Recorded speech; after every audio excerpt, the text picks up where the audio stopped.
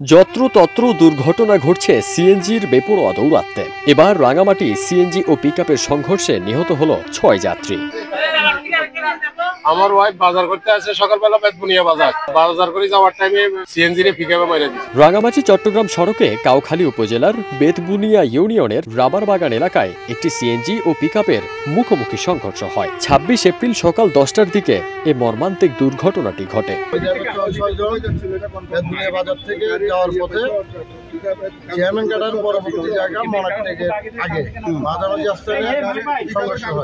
ওয়ালটন আবারও মিলিনিয়ার অফারে ওয়ালটন ফ্রিজ কিনে আপনিও হয়ে যেতে পারেন মিলিয়নিয়ার। মিলিনিয়ার ছড়াছড়ি দেশ জুড়ে, এটা শুধু ওয়ালটনই পারে। পিকআপ ও সিএনজির মুখোমুখি সংঘর্ষে নিহতরা হলেন চট্টগ্রামের রাউজানের কাজীপাড়ার সোয়ার আলীর ছেলে আবু তোরাব, মোহাম্মদ জয়নাল আবেদিন, হাটহাজারীর মিরহাটের মাহবুবুর রহমান বাচ্চু, রাঙামাটির কাউখালীর তালুকদার পাড়ার আব্দুর রহিমের মেয়ে নূর নাহার, উপজেলার বেতবুনিয়ার ডাবুয়া মংশী মারমার মেয়ে মিনু মারমা ও সীতাকুণ্ডের ভাটিয়াড়ির মৃত গুলজারের পুত্র ও সিএনজি চালক ইজাদুল।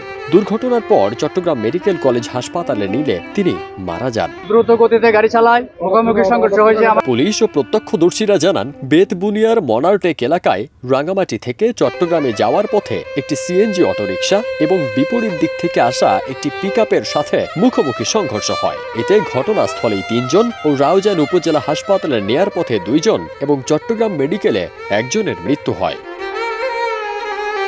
রাঙামাটির অতিরিক্ত পুলিশ সুপার জাহিদুল ইসলাম জানান, 6 জনের মধ্যে 3 জনকে রাঙামাটির মেডিকেলে মর্গে, 2 জনকে চট্টগ্রামে মেডিকেল মর্গে পাঠানো হয়েছে এবং 1 জন রাউজানের জেকে মেমোরিয়াল হাসপাতাল মর্গে ময়না তদন্তের জন্য রয়েছেন। ময়না তদন্ত শেষে পুলিশ আইনানুগ ব্যবস্থা নেবে। 10:30টার সময় মর্মান্তিক সড়ক দুর্ঘটনা সংঘটিত হয়। সিএনজির সাথে এটা আপনার এই যে পিকআপ, মিনি পিকআপের মুখোমুখি সংঘর্ষ হয়, তাতে সিএনজিতে থাকা সিএনজির ড্রাইভার সহ মোট 5 জনের মৃত্যুবরণ হয়েছে। এর মধ্যে আমরা 5 জনের মৃত্যুর খবরটা নিশ্চিত হয়েছে। এর মধ্যে 2টা ডেড বডি এর মধ্যে রাউজান থানাধীন 2টা বেসরকারি ক্লিনিকে আছে, আর 3টা ডেড বডি আমাদের হেফাজতে আছে। আমরা পরবর্তী প্রয়োজনীয় আইনানুগ ব্যবস্থা নিচ্ছি এই ডেড বডি সংক্রান্তে। এদিকে ঘটনার পরপরই পিকআপের চালক পালিয়ে যায়। তাকে গ্রেপ্তারের চেষ্টা অব্যাহত রয়েছে বলেও জানায় পুলিশ। ঘটনার পরপরে কাউখালী থানা পুলিশ এবং ঘটনাস্থলে যায় এবং আমরা মোটামুটি পরবর্তীতে যেগুলো আইনানুগ ব্যবস্থা এগুলো তাৎক্ষণিকভাবে সম্পন্ন করতে সক্ষম হয়েছি। এখন আমাদের মামলার প্রক্রিয়াটা, মামলার রুজুর ব্যাপারটা প্রক্রিয়াধীন আছে। আমরা অতি সত্ত্বর আশা করছি ঘাতক ড্রাইভারকে আমরা গ্রেপ্তার করতে সক্ষম হব। ফারদিন সানি, দেশ রূপান্তর।